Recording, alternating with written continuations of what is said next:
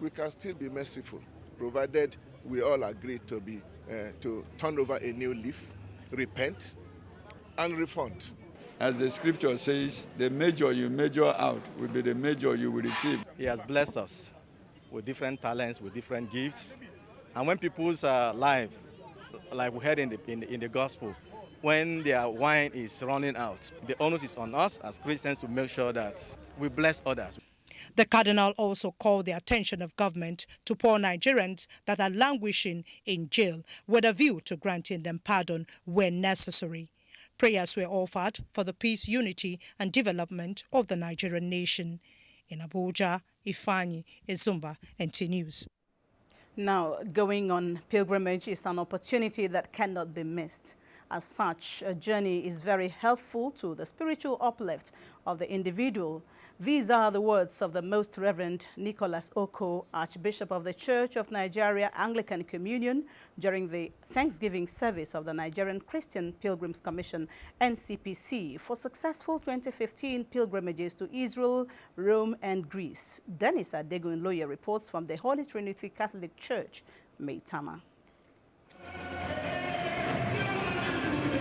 Quoting from the book of Isaiah, Reverend Father Chris Inegbenohu says that the Lord will renew Nigeria and make her whole again, where her radiance, elegance and beauty will be won back. God's mercy is able to renew us, and we will, like wine, bubble with new life and new grace and new spirit. This spiritual rebirth is clearly illustrated by the Most Reverend Nicholas Oko, Archbishop of the Church of Nigeria Anglican Communion, and the Executive Secretary of the Nigerian Christian Pilgrims Commission, John Kennedy Okpara, who are both returning from the latest pilgrimage organized by the Commission. A very good visual aid to faith, so that when you see what you have read about, it gives you a lot of strength to go on. To God be the glory. It was a very challenging and difficult moment, but God took control and we had a wonderful pilgrimage. It's a real opportunity He has given to us to serve our country, and we return all glory and honor to His name.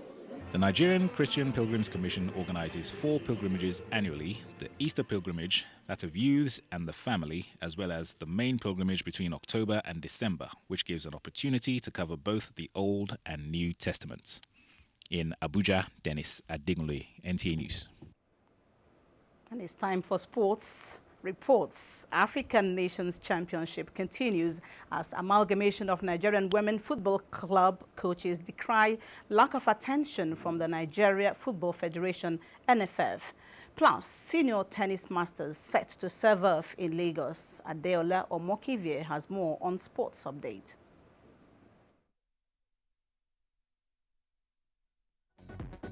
Day 2 of the Rwanda 2016 African Nations Championship, Group B took center stage as Democratic Republic of Congo defeated Ethiopia 3-0, while Angola lost to Cameroon 0-1 in the second match of the day. Monday will be time for Group C, where Nigeria will take on Niger in the second match of the day. The first match will see Tunisia tackle Guinea. The amalgamation of Nigeria Women Football Club coaches celebrated 20 years of contributing to the development of women football in the country. The 2-week tournament, which ended Saturday at the National Stadium in Lagos, had 235 players representing 14 teams named after countries of the world take part in this year's Grassroots Women Football Championship, the sole breeding ground for most of the national team players and club sides in the country. The organizers say the nation's football ruling body has failed to recognize or give moral and technical support to further encourage their efforts. NFA is supposed to have people here. The U17 coach, in my opinion, is a must that he is here. We don't have a lot of money, and so they are not interested. There should be incentives. They should support them. And in tennis, Nigeria has won the 3rd consecutive ITF West and Central Africa Junior Championships by earning 930 points with 9 gold and 6 silver in the week-long event, which featured 10 countries. Still talking tennis, the 2nd edition of the National Senior Tennis Masters serves off Tuesday at the tennis section of the Ikoyi Club. 16 of the country's best male and female senior tennis players were selected to feature at the competition based on their performance at the 2 national senior tournaments in 2015. We have about 8 players under the age of 19 who are super talents, and if well managed, if well harnessed, can be programmed like they did in the Lang project for Britain, we may just get 2 people who become better than Odizo. The tournament will last for 5 days. 5-time Australian champion Novak Djokovic begins the defense of his title Monday against Yoon Chun of South Korea. The world number 1 won 3 of the 5 Grand Slams last year and will be favourite to ease past the 19-year-old world number 51. Serena Williams, on her part, says she is ready to challenge for a 22nd major title at Melbourne, despite her struggle with injury last September after the US Open. Serena is favourite to win in Melbourne and equal Stephanie Graf's record. With Sports News Update, Adeola Omokive, NTA News.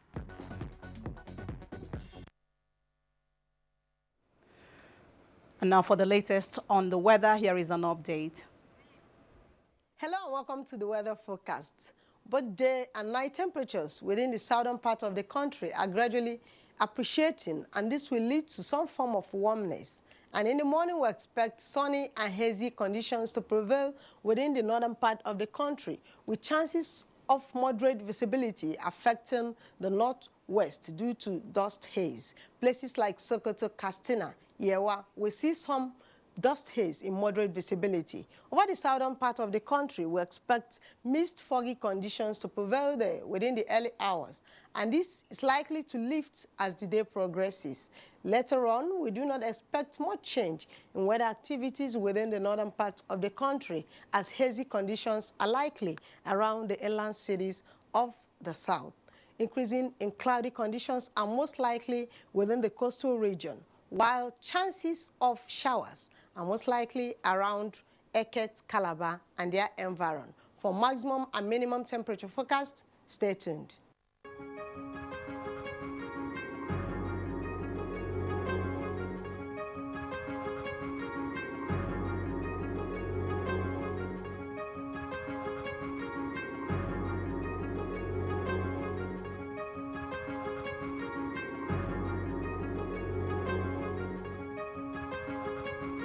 That's the forecast from the Nigerian Meteorological Agency.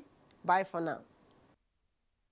Just as a reminder that the Minister of Health, Professor Isaac Adewale, has convened an emergency meeting of the National Council on Health to discuss the prevailing Lassa fever outbreak in the country. A statement from the ministry's spokesperson, Boade Akinola, says the meeting, which will also witness the inauguration of the National Lassa Fever Action Committee, will take place on Tuesday, January the 19th at 10 a.m. at the Rotunda Hall of the Ministry of Foreign Affairs, Abuja. Commissioners of health from all the states of the Federation, as well as chief medical directors and medical directors of tertiary health facilities, are expected to attend the meeting. And that's it from this corner. Becky will be back with the Newsline after the break.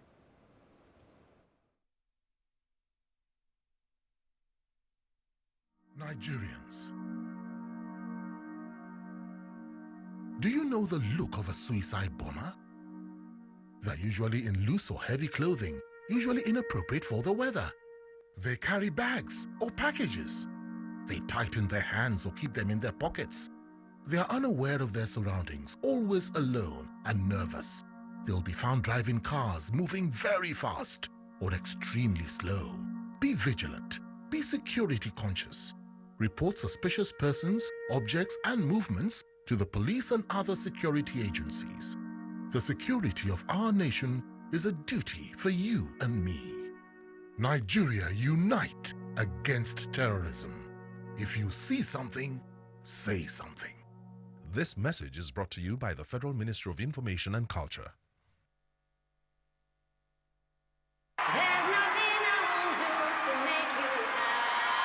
Hi, I'm Deja.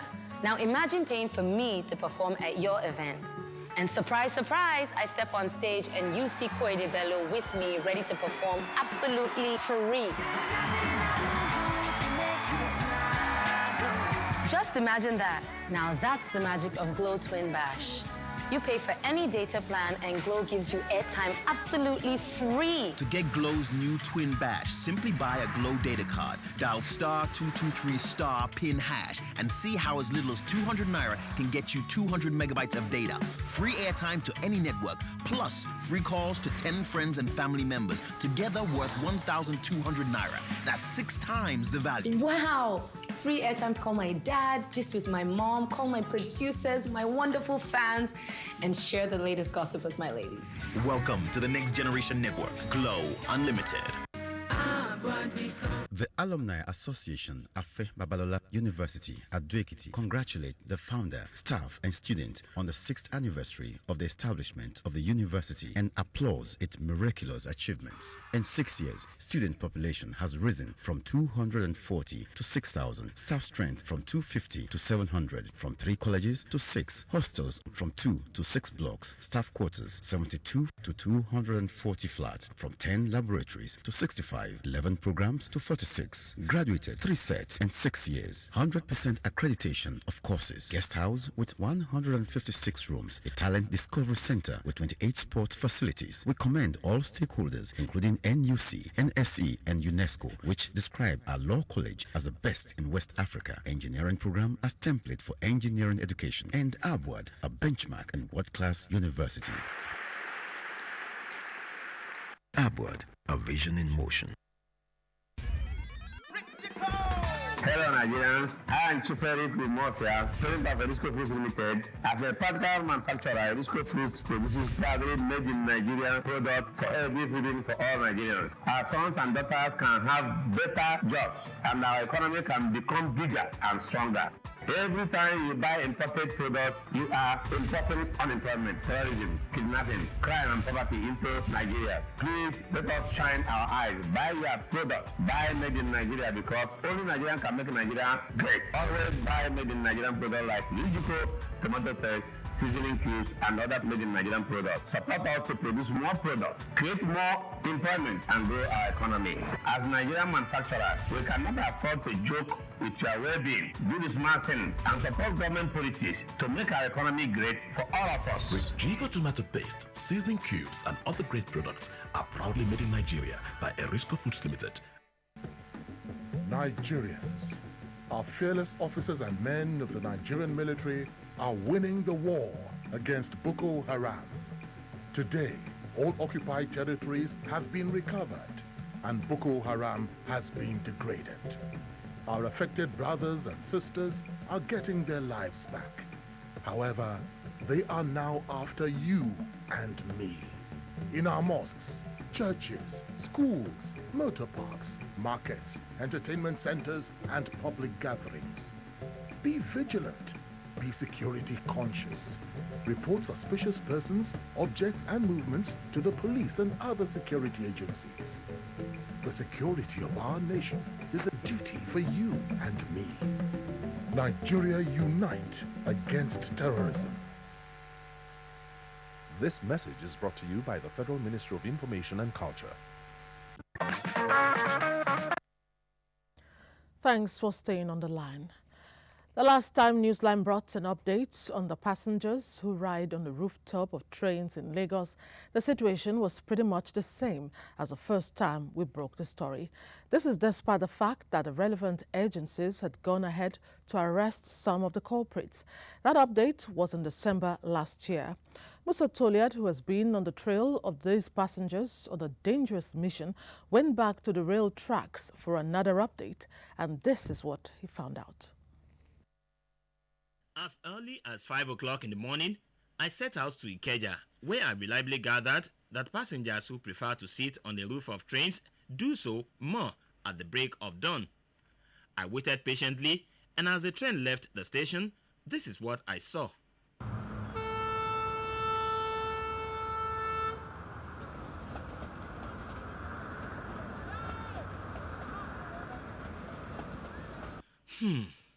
I heaved a sigh of relief. No more passengers riding on the roof. The situation has been contained at last.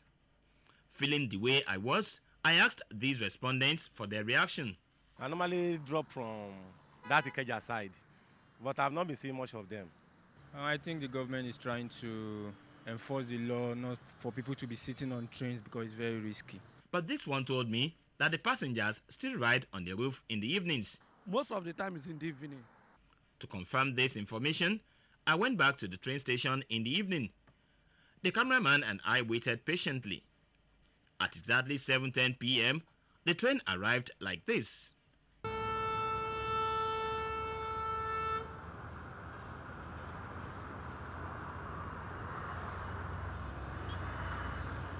With this information, I proceeded to the Nigerian Railway Corporation at Oyingbo for its reaction.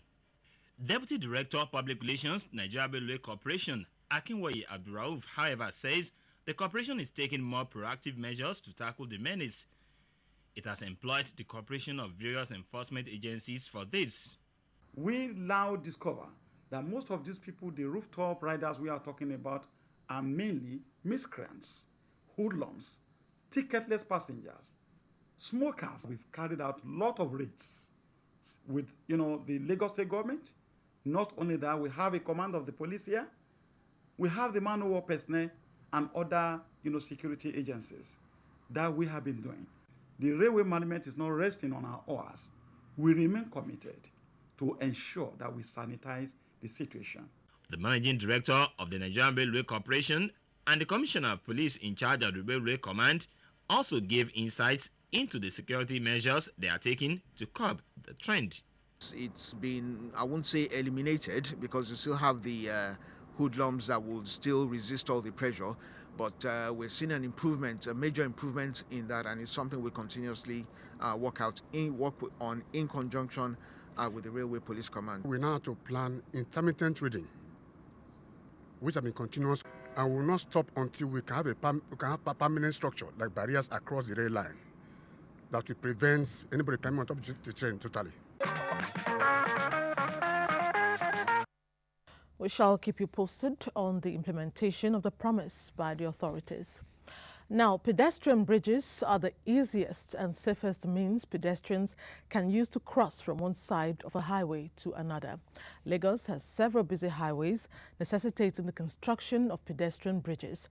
But, truth be told, there are many pedestrians in Lagos who don't use the bridges. Many have lost their lives as a result. Many more have permanent injuries. Is it that the law prohibiting pedestrians from crossing express roads is not effective? What can be done to enforce it, if for nothing but to stop pedestrians so inclined from killing themselves? Musa Toliat again reports.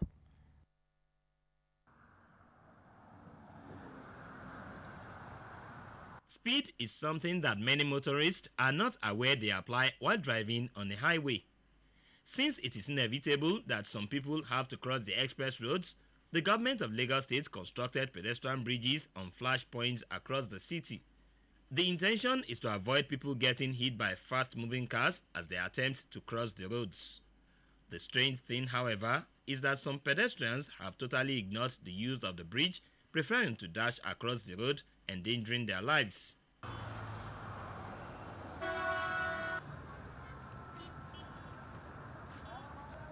Until recently, there was strict enforcement by the state government on the use of the pedestrian bridges. That is in the past, as the law has no doubt relaxed and the lawbreakers now have a field day dashing across the expressways. Why are you crossing? Why are you not using the bridge? Oh, I'm rushing to somewhere. I'm rushing down to somewhere. I can cross the road without nothing doing me. I've been crossing it for like over months, years. Engaging the Lagos State lawmakers on why this is so, they explained that it is the executive arm of the government that has the responsibility to implement the laws that they make. The government wants people to see that the bridges are there and they must be used. It's one of the problems, it's one of the bans of regular traffic in Lagos State. We have not gotten to that level where we say we'll give ourselves self-discipline. Sometimes you can force people, you force them to obey the law. These respondents, however, say until the law is totally implemented, the flagrant disregard for pedestrian bridges in Lagos will continue. Here is what they say can be applied to effectively stop people from dashing across express roads.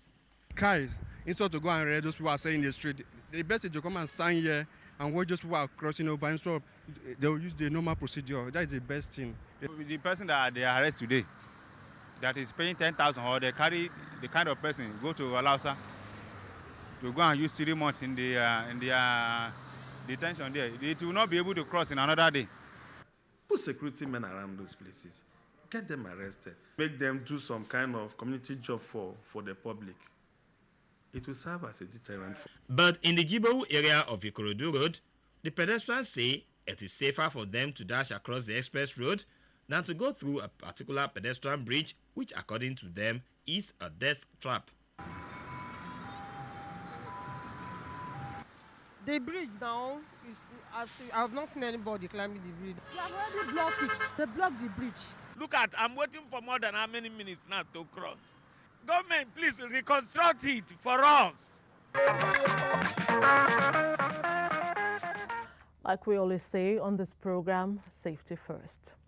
Now, a garden city is usually a very well-planned residential community with broad streets, parks, and spacious layouts. You will find in it trees, flowers, and open spaces. This was the initial plan for Port Harcourt, capital of Rivers State, popularly called the Garden City. However, this, with increasing population and expansion of the city, Kingsley Amarjiri says Port Harcourt appears to have lost its Garden City status. Founded in 1912 by the then Governor General Lord Lugard and named after Sir Louis Harcourt in 1913, Port Harcourt was planned with the Garden City status in mind by the then colonial administration.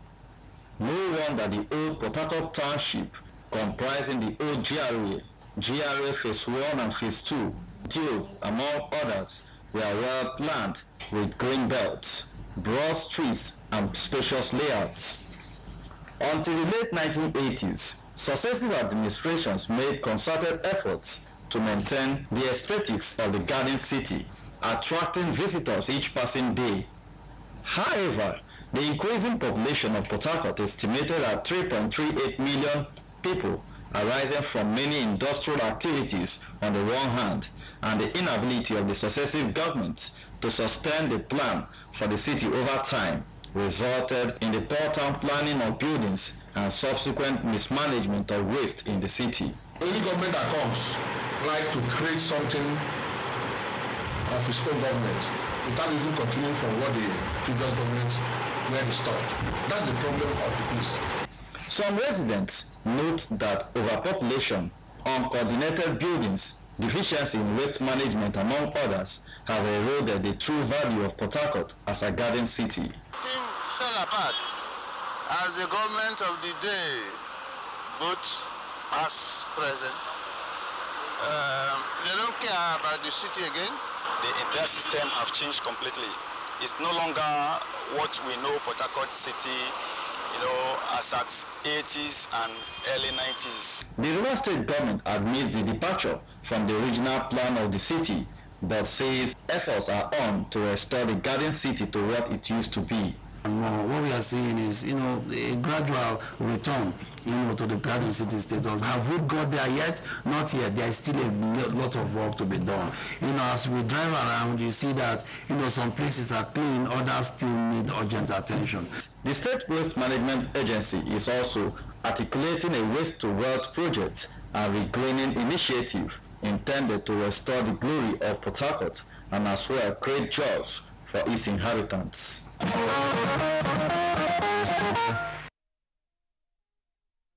City in need of gardens. Port Harcourt people, get busy.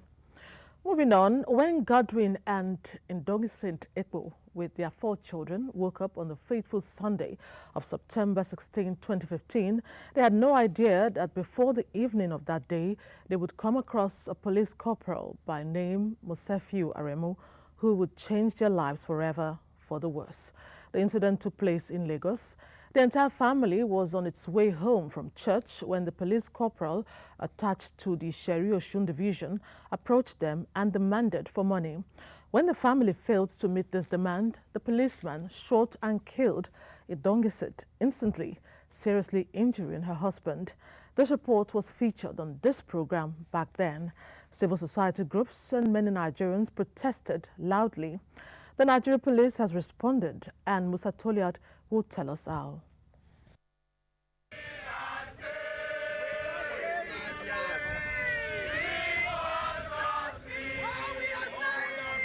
This was the protest that followed after Godwin Ekpo, a Kekemawa operator, lost his wife to the bullet of a trigger-happy policeman in Isheri Osun in Lagos. Although the Lagos State Police Command immediately swung into action by arresting the erring policeman and arraigned him in court for murder, civil rights groups continued to demand for justice. 4 months after the incident, the Nigerian police concluded arrangements to take responsibility of the academic pursuit of the children of the victim, the late Idnoisit Ekpo. The Inspector General of Police, Solomon Arase, conveyed this decision to the family of the deceased through the Lagos State Commissioner of Police, Fatai Osheni. The IGP knows that this is not enough to bring their mother back or to bring your wife back. It is just a token demonstration of how painful it is to us, and for you to know that as human beings, we feel connected with you. It is on this note that I would want to present this certificate of scholarship on behalf of the Inspector General of Police, IGP Solomon Arase, to you for the children. Human rights activist Joe Okeodumakin was one in the forefront, demanding that the culprit be brought to book and the family of the victim, especially her children, be adequately compensated. The Nigerian Police Force, through the leadership of the Inspector General of Police, has done a lot in transforming their lives. What else can we say about our own CP, Mr. Fatai Osheni, for the level of empathy? She, however, appealed to the Inspector General of Police, Solomon Arase, to continue to ensure that the excesses of the police are not covered up, but that erring policemen, like in this case, are brought to book. And I demand that there must be speedy trial, prosecution of Muslim Remo that perpetrated the heinous act to serve as a deterrent. Secondly, that Idogisit that lies still in the mortuary since September 16 should be given a befitting burial. And apart from that, that Godwin Sunday widow who is undergoing treatment, the police should be responsible. The widower, Godwin Ekpo, summed up his appreciation this way. I don't know what I would have done because they have really tried for me and my children, my entire family, comforting me, do a lot of things to assist the family. May the Lord bless you.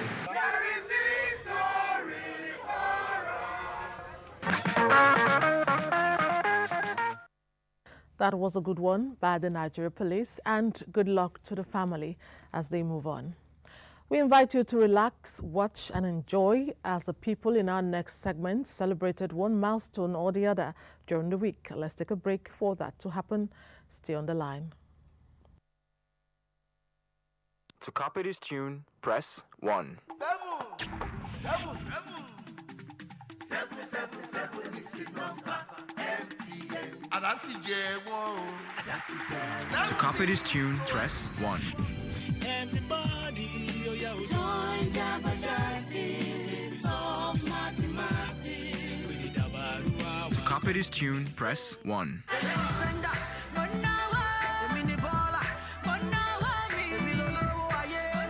To copy this tune, press 1.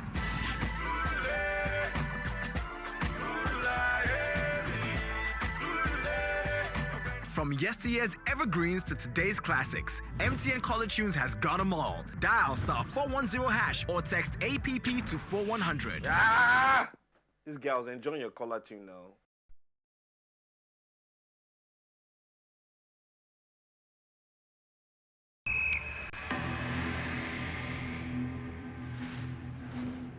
And now, Milo has Active Go, a special blend of protocol, vitamins, and minerals uniquely mixed with milk and cocoa to bring you the winning energy of Milo.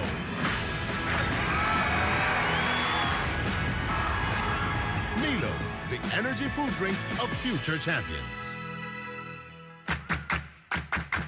Nestle, good food, good life.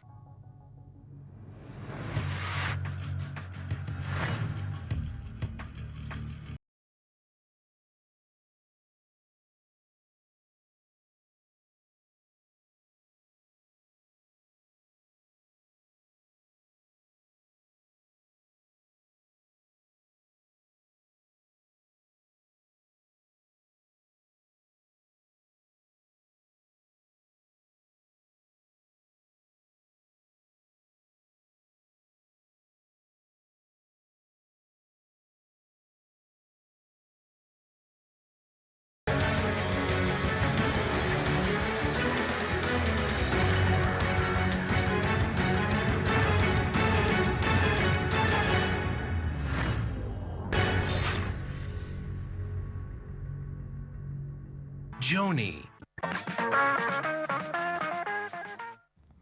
Welcome back.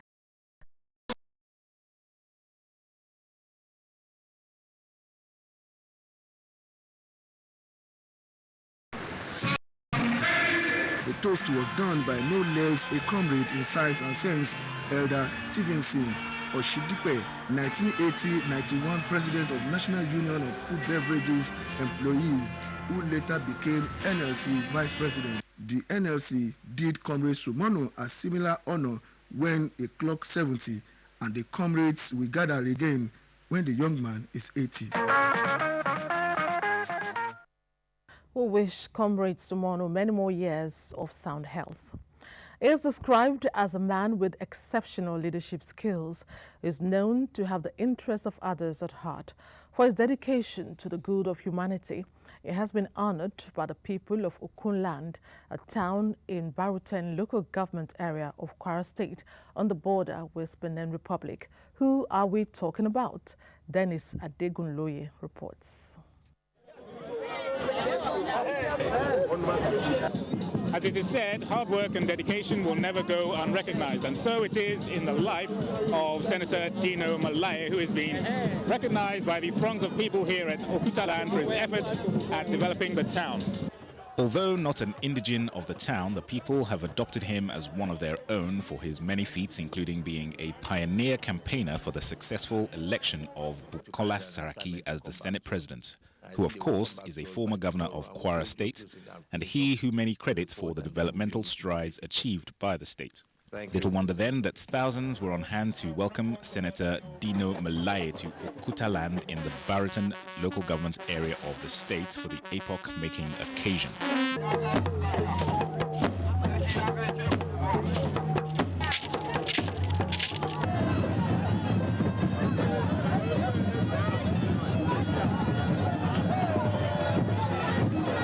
Many celebrate with him for another feather in his cap and are in no doubt about his credentials. I want to say a very big thank you to Okuta people for identifying a build bridger in our great country, Dino Malaye. For you to be so honored, you must be expected to do so much for the community. When you promise someone and you are able to fulfill the promise, you will be happy. And the climax everyone waited for, the turbaning of the man of the moment as the Jarma of Okuta by the Emir of Okutaland, Alhaji Idris Sero Abubakar, was witnessed amongst rapturous applause.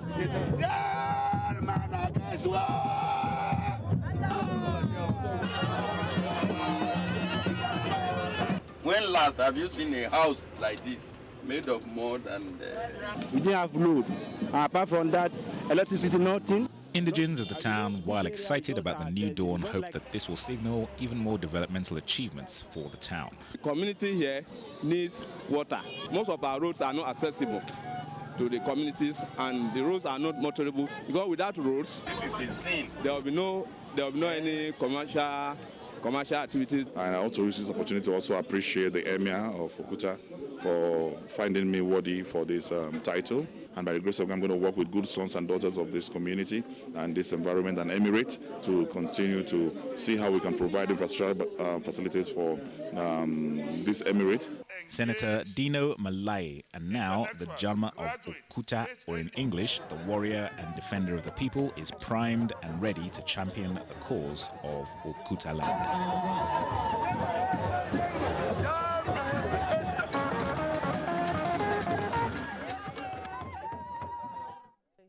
To Senator Dino Malaye is wishing him more feathers to his cap. Next up, one of the positions he wanted to occupy in life is that of the president of the Nigerian Society of Engineers. So many times the position eluded him, but he kept hope alive. Today, as I speak, he has clinched the revered position. Engineer Otis Anyaiji is now the president of the Nigerian Society of Engineers. This was signed, sealed, and delivered at an investiture ceremony in Abuja. Joseph Johnson reports.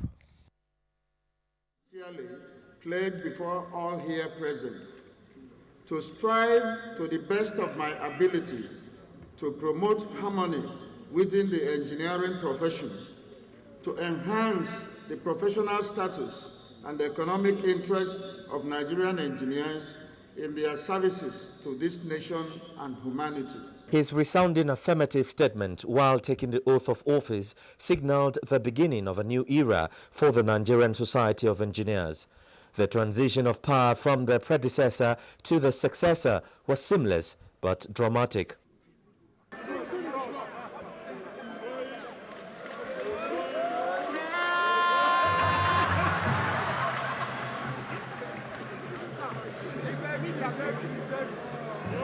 Ladies and gentlemen, put your hands together for our... I have no doubt in my mind that our new president is more than capable to take us to even greater heights. Speakers at the event maintained that there is need to upgrade the capability of Nigerian engineering firms to engender growth in all sectors of the economy. Experience has shown that no country can grow into a real industrial power on a faulty engineering foundation. Mr. Otis Oliver Anyaji hails from Anambra State and is a mechanical, automotive, plastic, cost and valuation engineer, as well as a fellow Nigerian Academy of Engineering, among others.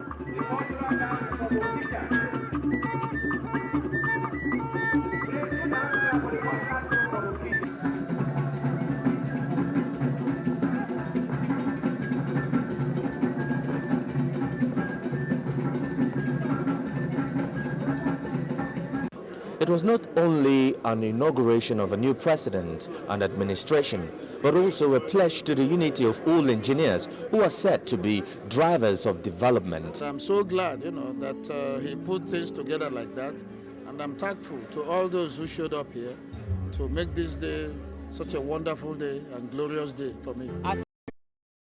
In a sermon, the Catholic Bishop of Awka Diocese, Most Reverend Paulinus Ezokafo, said the secret to a successful married life lies on trust, tolerance, patience, and understanding.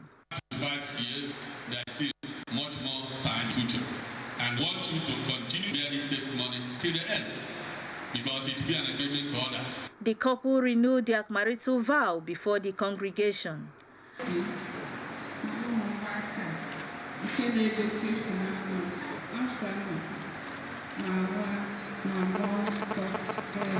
Church service over. The event shifted to Ezafakego Villa, Nnokwa, the country home of the celebrants, where guests were treated to a beautiful reception.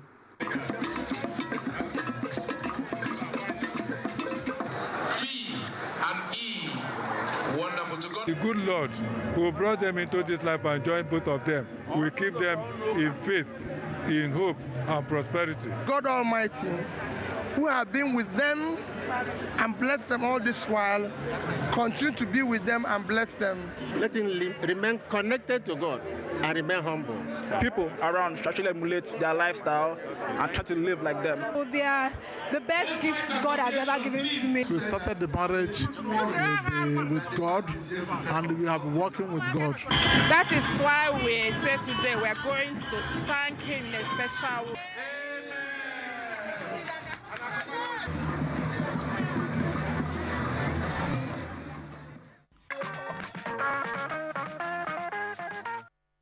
25 years of bliss. Congrats to the lovely couple. 10 years and still counting. Trust Fund Pensions Limited says it will not relent in its drive for excellent service delivery to its numerous clients. This was at a symposium in Abuja organized by the company as part of activities to mark its 10th year anniversary. Olajide Bello reports. To excel in a highly competitive and regulated industry, as well as demonstrating a strong desire for integrity and ethical conduct, Trust Fund Pensions Limited came into existence as a result of the cessation of the defined benefit scheme and subsequent introduction of the contributory pension scheme in Nigeria. Despite initial setbacks in kicking off as a licensed pension fund administrator due to corporate structure formation, Trust Fund Pensions now enjoys corporate governance, stability and cohesion. We are spending a lot and we are seeing the results. And from the outcome of today, I can tell you, you are going to see a first-class customer care service. The industry will also be managed by the private sector in order to save pensioners the necessary bureaucracy and efficiency of government machinery. The financing of that pension benefits is now guaranteed, given the kind of governance structures and management structures that have been put in place. As part of its success story over the years, the scheme has restored hope to member senior citizens who erstwhile suffered delayed years of unpaid pensions. And so far, I've not regretted going into trust fund. There has been so much transparency, accountability, and discipline. With the company's vision to be the leader and market maker for funds management in the financial services industry, stakeholders gave some words of advice. Pension is all about trust. That must be what must define everything. Therefore, they should focus on service and better returns. We urge them to push ahead while we assure them that Labour will continue to partner with them. Away from the critical sessions of challenges and successes, it was now time to wine and dine.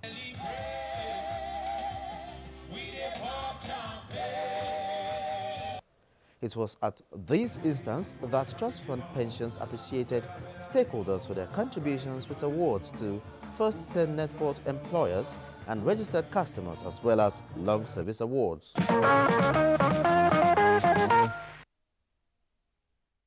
Our evergreen series will continue with reports that made a mark on this program in 2015. Stay on the line for them while we'll take a commercial break. My people, now how person fit take service suicide bomber self? Suicide bomber they always knack heavy cloth, or sometimes anyhow loose cloth when not delicate with the weather at all. They always carry big bag or many load like who they travel. They always tight hand like blow, or even put their hand inside pocket like who called the mama. Sometimes suicide bomber like to tanda alone, they fear. And they know they send waiting they happen around them all. Sometimes then they drive motor fast, fiam. And sometimes now so they go they drive slow, they terrage. If you shadow any kind load where they drop, or messing with kurukere waka when not pure, I beg, me will report and give police or other security agent one time. The security of we country, now everybody handy deal. Nigeria, may we unite against terrorism. If you not see something, may we not say something. Now, Federal Ministry of Information and Culture, bring on this message you. Whenever you recharge your Airtel line, you could win a trip to Dubai for yourself and your family members or closest pals. Win one of 60 trips for 4 to Dubai in the Airtel Red Hot promo. Now that's a trip for 240 people. You could also be one of the 60 instant millionaires. Win smartphones and airtime. Everyone is a winner. Keep recharging to win in the Airtel Red Hot promo with Emirates Holidays. Airtel, the smartphone network. Lawyer Premium helps in building and maintaining strong bones and teeth. And Lawyer Premium has 50% more calcium than before with its new high-cal formulation for building and maintaining strong bones, stronger teeth, and a healthier heart. And as we get older, we need calcium to maintain bone strength. Lawyer Premium with high cal, now with 50% more calcium than before. There is a reason Africa is called the new frontier. What was once potential is now an opportunity ready to be seized. Once revered for our resources, today's wealth lies in our people. People who build the cities that shape the future. People who know an idea in one place means business in another. A generation for whom technology means there are no borders, no boundaries. We are the new lions in a brave new world, kings of the urban jungle. And there's a bank that puts the world in our pocket and the future in our hands. UBA, Africa's global bank.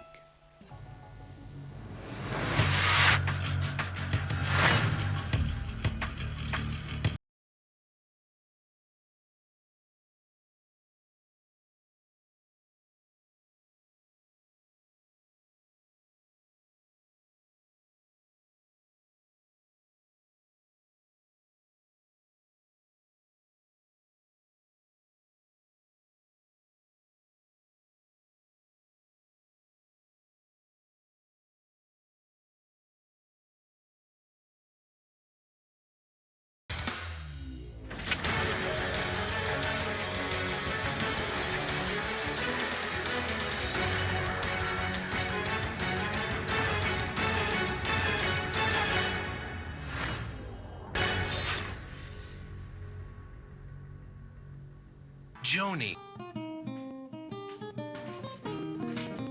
So, how far now? Now they do so. Na promo. You step on become millionaire.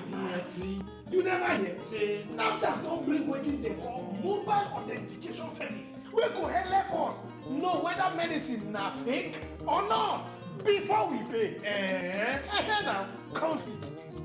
As I scratch this thing wey be like recharge card so, come send the pin to 38353 free of charge. I will call receive text message to confirm. Okay, original. Troy, just like that, we confirm whether medicine na fake or not instant. Now when you sef don wise up, make you help NAFDAC spread the story na the way that. Madam, come and take your money. Now, National Agency for Food and Drug Administration and Control, NAFDAC, they bring on this message. Brothers and sisters. Though we speak different languages and celebrate different cultures, we were still one Nigeria.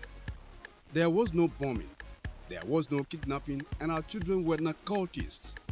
Now, we suspect one another that there are spreads of cultism, bombing, and kidnapping. How long shall this go on? Terrorism is alien, kidnapping is criminal, cultism is barbaric. Nigeria is a blessed country. Support the Nigeria police and the fight against terrorism, kidnapping and cultism. Always inform the police of any incident around you. Say something when you suspect something. Remember, we all have a stake in building a crime-free Nigeria of our dream. This message is from the Nigeria Police Force.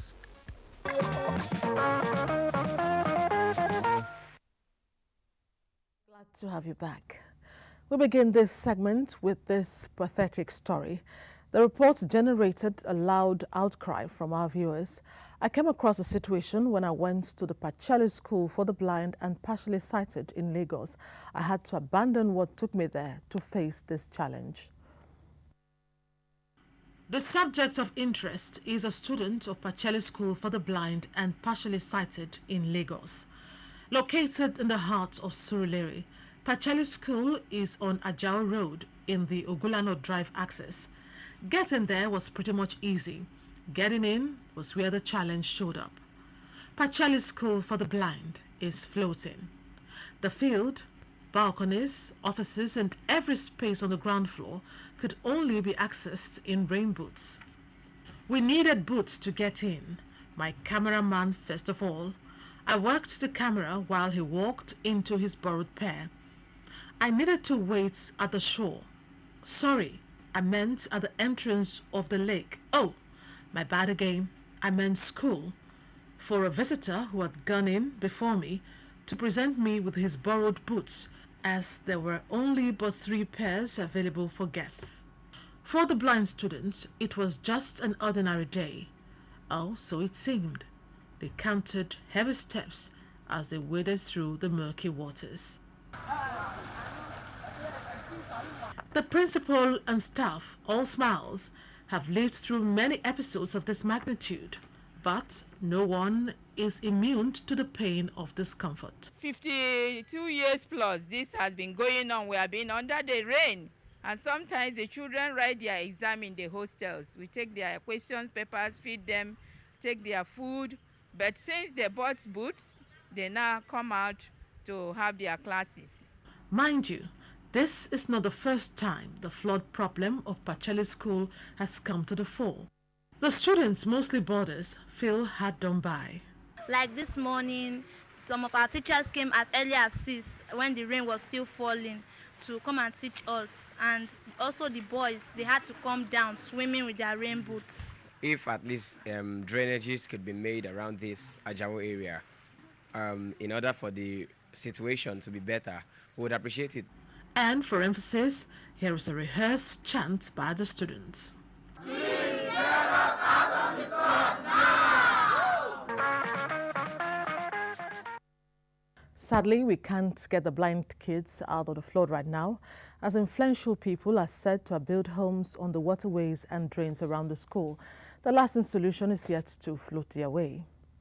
Now, when Musa Toliat observed how some young able-bodied boys skate dangerously on the highways in Lagos, he brought it to the attention of the state government through Newsline. The then Governor, Babatunde Fashola, took immediate action to stop the dangerous trend. But as I speak, the skaters are back on the roads. Just before 2015 ran out, Musa Toliat brought us this update. They cannot skate on the highway. It is a violation of the traffic law. I implore all parents to call their children and their wards to order. We will arrest them and we will bring them to the law. So the highway is not a place to skate. The pronouncement by former Governor of Lagos State, Babatunde Fashola, was not a threat. All security agents were empowered and detailed to check the excesses of skaters on the roads. The skaters simply disappeared into thin air, and motorists who were at risk of knocking them down heaved a sigh of relief. 2 years after the restriction order, the skaters are back on the highways of Lagos with reckless abandon.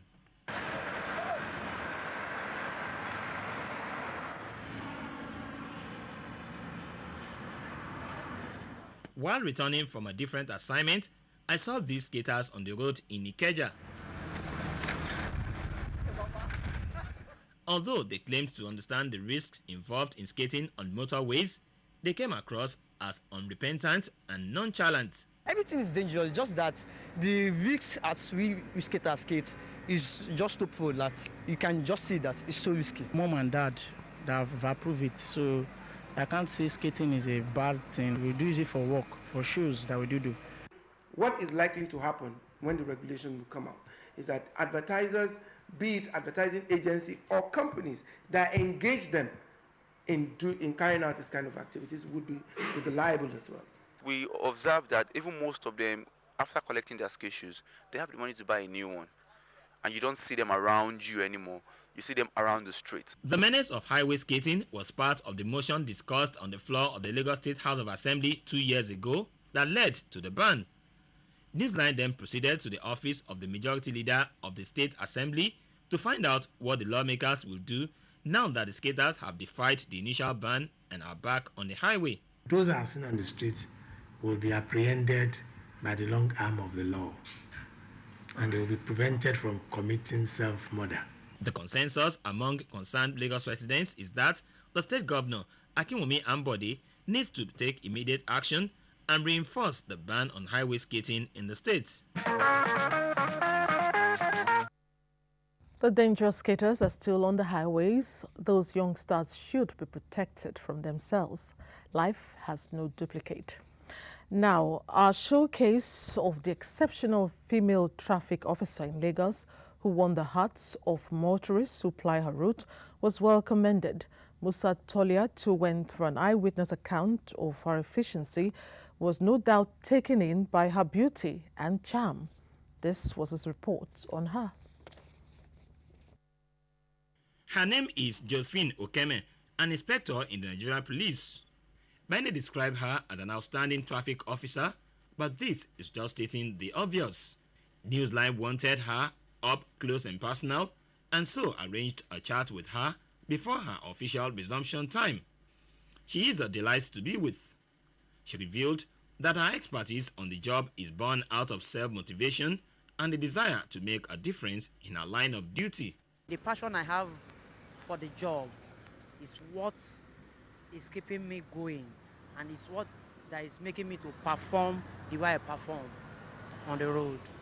Like the proverbial goldfish that cannot be hidden, Josephine's attitude to her work has attracted countless admirers like wood ants to sugar, and this was evident in the course of our chat. The NTA, please promote her. She has been working seriously. She has been working tirelessly. She does not compromise when it comes to work. She's a very nice lady. She's a nice lady. She is fair-skinned.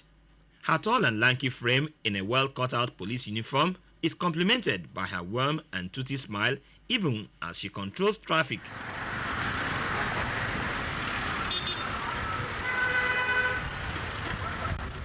There are, however, instances when her admirers got more than they bargained for. A man was watching me performing my lawful duty. Then he hit the man, the car that was in his front. Then the man wanted to come down I quickly ran to him and begged him, I apologized to him. I said he shouldn't be angry.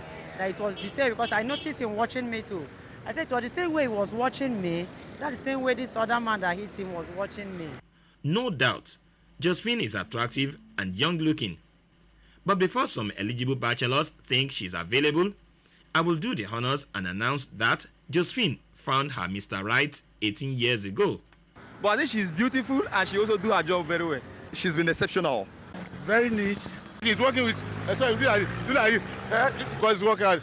Inspector Josephine Okeme from Kwale in Delta State has this word of advice for upcoming traffic officers in the Nigerian police. It's for them to be hardworking, be diligent, and be passionate about their job. Josephine is still the toast of motorists who ply that access. Just last month, she was seen on the social media accepting hampers from fans. Diligence pays. This one was hilarious. It was about a lady called Hafsat. She lived in Kano. She had announced on a radio station that she was available for marriage and that any man who would marry her would get from her a house and a car as gifts. The response was amazing. Mohammed Rabiu Ali in Kano reported it.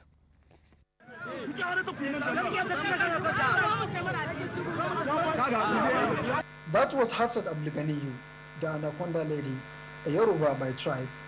She was born 22 years ago at Ziri IID quarters in Kano metropolis.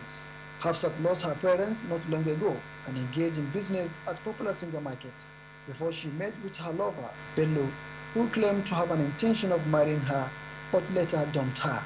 Newsline disclosed that some media outfits misinformed the public on the real Hafsat Abdulganiyu and her story, in which some of them named her Zainab Abdul Malik.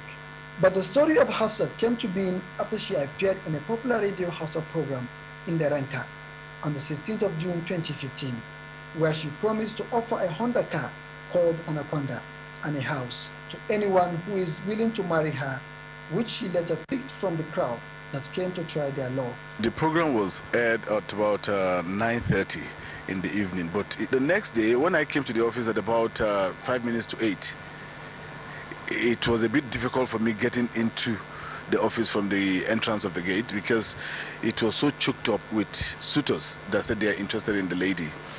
So at about 9:30, 10 thereabout, we had to call for reinforcement from the police so that they can give us protection because they were about bringing the gates down. A week later, Hafsat was reported to have been admitted at Dawanau Psychiatric Hospital for medical attention. Behind me is Dawanau Psychiatric Hospital, where Hafsat Abdulganiyu is currently receiving treatment, and all efforts to speak with her and authorities concerned yield no result. We don't know if Hafsat is better now, but we hope she is. My producer is of the opinion that all the suitors in that report could do with a little counseling too. I quite agree. Now to the bizarre. What manner of man would kill his friend, cut his body in several pieces because he owed him some thousands of naira? That was a question on everybody's lips when this report by Tony Madu in Uyo was aired in August last year. Let's see it again as we advise viewer discretion. Ikotbon, the Etam community in Itu local government area of Akwa Ibom State, was thrown into confusion when the news filtered into the air that one resident of the community living in an uncompleted decked bungalow opposite 55 Itu Road murdered and dismembered a 20-year-old Daniel Bassi of Wemba community in Oran local government area of Akwa Ibom State. The suspect, Stephen Onana, who hails from Njikoka local government area of Anambra State, said he killed the deceased because he was indebted to him to the tune of 750,000 naira. I'm angry with him to the extent of carrying machetes. The picture of the act is horrifying, while the gruesome murder was said to be heartless by some residents who mustered strength to speak on the incident. You know, live here up to 2 weeks. We not observe that attitude here. So as it happened like that, when I came in the morning, I just see the crowd of people. So when the morning of that incident happened, I heard that somebody called me on the phone that don't tell your son to come and open the shadow because they have killed somebody. The accused person, Stephen Onana, cut the victim into pieces. Carry the laps and the hand, put it into his bag. When I throw it somewhere, carry the remaining part of the body into a Ghana must go. When I dump it in the gutter, carry the head in a dustbin. And when I dump it in the bush, and when I got this news that somebody was killed and thrown in the gutter, we went into action. Investigation further revealed that before the suspect was arrested, he came to the street with a bullion van and 3 police escorts. The questions bugging the minds of residents are, who were the 3 policemen and what was the bullion van that brought the suspect home meant for? There was no policeman arrested with him. Finally, he had some friends. When he came back from Onitsha, he went to those friends, and it was on the cost of those friends that we even got him. It's also said that the suspect owns landed property in his state of origin. Although police said the case has been charged to court, but investigation continues. What can I say? The ugly side to the world often leaves one speechless. Why is it that January every year appears to be the longest and the most difficult months for most people? Wait for the answer after the break. We have always lived together as brothers and sisters. Though we speak different languages and celebrate different cultures, we were still one Nigeria. There was no bombing, there was no kidnapping, and our children were not cultists. Now, we suspect one another as there are spreads of cultism, bombing, and kidnapping. How long shall this go on? Terrorism is alien, kidnapping is criminal, cultism is barbaric. Nigeria is a blessed country. Supports the Nigeria police and the fight against terrorism, kidnapping, and cultism. Always inform the police of any incident around you. Say something when you suspect something. Remember, we all have a stake in building a crime-free Nigeria of our dream. This message is from the Nigeria Police Force. Most people avoid the tough jobs. We're different. We're not here to complain that things are broken. We're here to fix them. You need someone that will take the tough decisions and stand by their word. To do that, you need the best of the best. Physically, mentally. So it doesn't matter if it's creating opportunities or supporting economies. We know it's a tough job. But hey, somebody's got to do it. We are Fidelity. We keep our word. Thanks for staying on the line. Many Nigerians groan and moan in the month of January every year. They claim it is the toughest and longest month in the year for them. The reason is not far-fetched. Most of them, who are civil servants, receive their salaries in the 3rd or 4th week of December, squander all of it to make the family happy in the Yuletide, and then face the reality of bankruptcy in January. Now, to paint the picture as it is, Ime Odori, who compiled this report, went to town to feel the pulse of the people. 7 months have 31 days in a calendar year. They are January, March, May, July, August, October, and December, while 4 months have 30 days and one has either 28 or 29 days.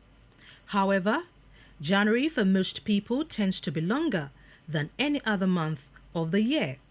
Though it is not a bad idea to relax during the festive season and enjoy the last month of the year, it usually comes with a lot of expenses. It is customary for many to purchase gifts, new clothes, and all the paraphernalia that go with celebrating Christmas and the New Year. What this translates to is financial difficulties, which many experience in January. They soon realize they have bills to pay, school fees, house rent, feeding, and so on. But did they not realize that they should have planned for the month of January? We don't have saving culture in Nigeria. We don't plan for future. What we see today is what we eat today. We never think of tomorrow. Who were paid December beginning have to wait till ending of January. So basically the salary will not be enough. Just 2 weeks into the new year, a lot of people are already finding it hard to survive. I had my money in December and I had my bonus in that December. I finished it within that December time for Christmas. So now there's no money. I'm calculating when will they pay me the next salary. I have to take loan in the office. I have to take loan and survive. Money I made in December, I used to buy chicken and share it for people. And later, I just even talked to a friend to get some money that after our salary by the end of the month, I'm going to give it back to him.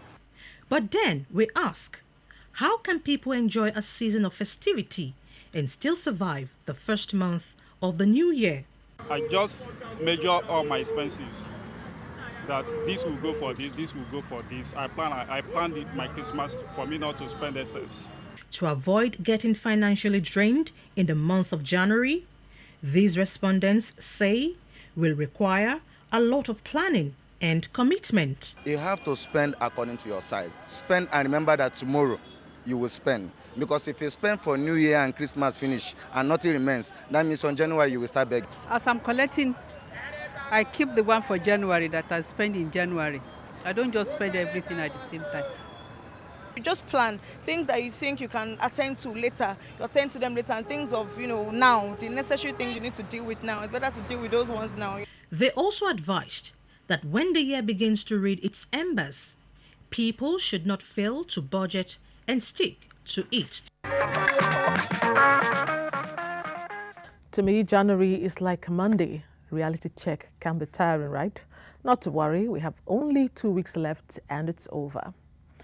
Having spent 87 eventful years on Earth, one could say the passage of Mama Bessie Oje calls for celebration.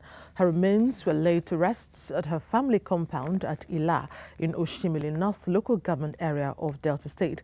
Among the chief mourners was the first Director General of the NTA, Vincent Maduka, who is the deceased younger sibling. Austin Edemodu reports.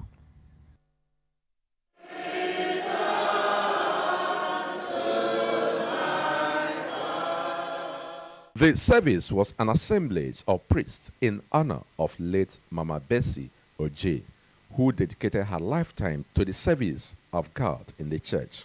In his homily, Reverend Father Dennis Arinze said, the gathering calls for celebration and not mourning, as the deceased had lived a fulfilled life. He therefore asked the congregation to use the opportunity to take stock of the activities on earth in preparation for the ultimate day. Last day, what will give us a seat in the kingdom of God is not the number of houses that we have been able to build. But Jesus will tell us in the last day, he will ask us, when I was hungry, did you feed me? At the graveside, it was an emotional moment for the children and family members who witnessed the door-to-door rites. One of the brothers of the deceased and first Director General of NTA, Vincent Madoka, and the General Manager NTA Asaba, Elizabeth Ndioho, who represented the Director General of NTA, Shola Omole, paid glowing tributes to Mama Oje. That was all the money I had left. And in this town, my closest link. So now she's gone. We'll pick up the pieces. All they need to do is to thank God that they are alive to bury Mama. So it shall be well with this family. God will uphold them. For the children, it was time to share their fond memories with their beloved mother and sister. And because she has lived well. Because if she has not lived the way God has chosen her, then all that we have seen today wouldn't have been. The wisdom, the kindness, the love, Mama will gather everybody together. It's not common for men, generally speaking, men, to be close to their mom to the extent that they could be domestic enough to cook. She was a complete housewife from the very beginning to the end.